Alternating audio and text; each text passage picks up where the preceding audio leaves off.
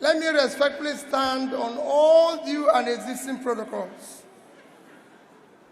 I thank the organizers of this event for the honor of inviting us to participate and for the topic, the issue of sustainability for economic prosperity. I only knew this morning that we're going to comment on it, as I told the organizers, but I think it's a worthwhile topic for us to comment on. Economics, when you talk about SDG, which is where you drive this from when she was reading, it is aftermath of Millennium Development Goals, which lasted from year 2000 to year 2015. And this is lasting from 2015 to 2030.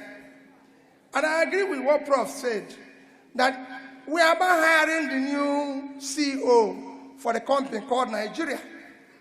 So we have to look at the people's past and what they've been able to do. MDG goal, which ended in 2015, for your records, I started implementing it in year 2008 in Anambra State. And by the time it ended in 2015, I was #1 in Nigeria.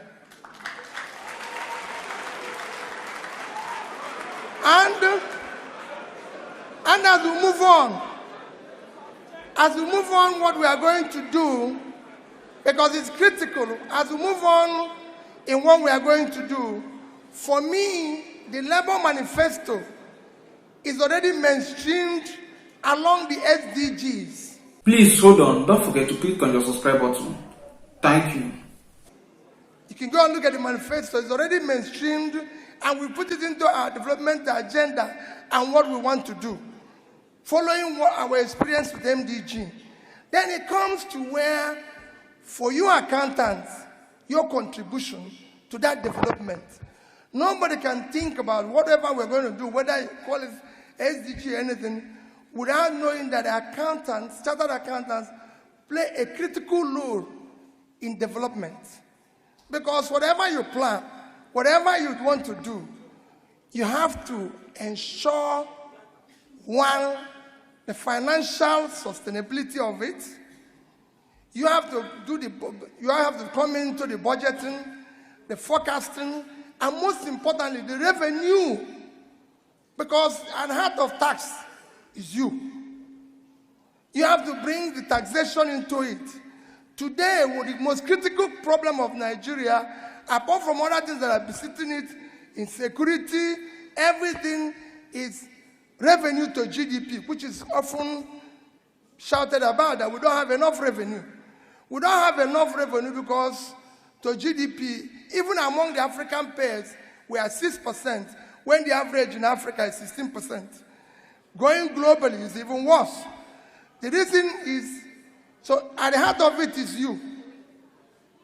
It is you that is supposed to help the government to organize when the government starts doing the right things. How are we going to do it to ensure that this tax revenue comes in order to be able to build these sustainable goals? At the heart of it is you must secure and unite Nigeria. Today, Nigeria is among the fragile states, so security becomes paramount and critical. You must govern by rule of law and ensure that we fight what one of the candidates has mentioned, issue of corruption. At the heart of everything happening here in this country today is corruption. You have corruption of all sorts, corruption in terms of the way you appoint people to be in office, by appointing incompetent people, corruption, the way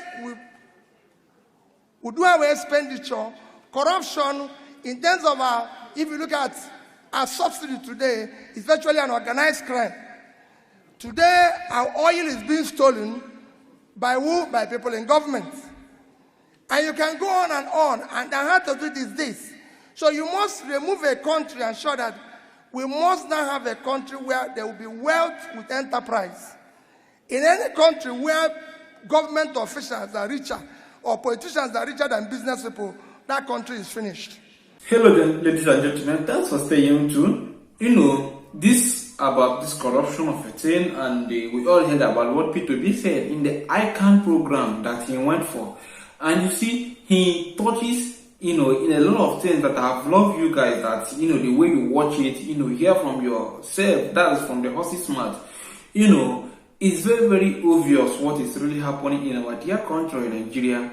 And we pray there should be a better way to make sure that they resolve, or there should be a better way to make sure that the economy still fall back to how it used to be, or even more better than how it used to be in those days, where you can get things in affordable price, where that what you buy today, you can still estimate the price of what it can be even in the next 4 or 5 months. Because the difficulty that Nigerians are facing today is that what you buy today, you can't predict or assume what the price might be even in the next 2 days, because something that you buy of 1 naira can still be sold for 30 naira in the next 3 days. That's the country that we're living in today. So at least that is what he's crying for, and he's still calling on the ICANN for them to still be part of the government, because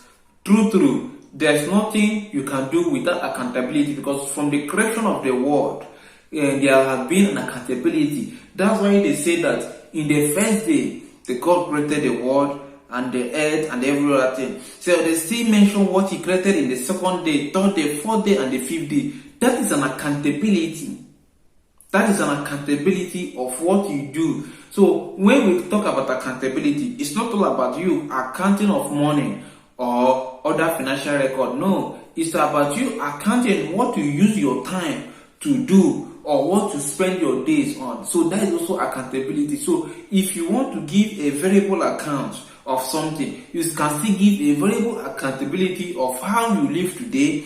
This is what I did today, being Monday. This is what I did tomorrow, being Tuesday. This is what I'm going to do the next day, being Wednesday. Or this is what I've already done today, being Thursday. That is also accountability.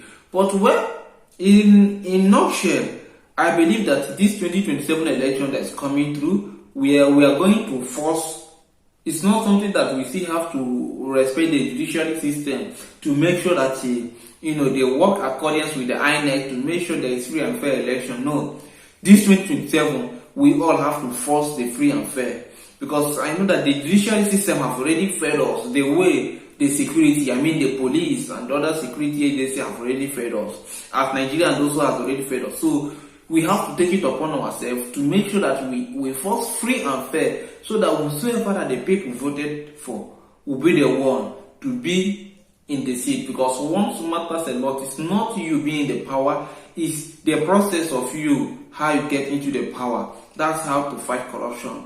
So I believe that this year, this 2027, we do better. So share what you think in the comment section, and don't forget to click on your subscribe button and share and like this video. Thank you, and God bless.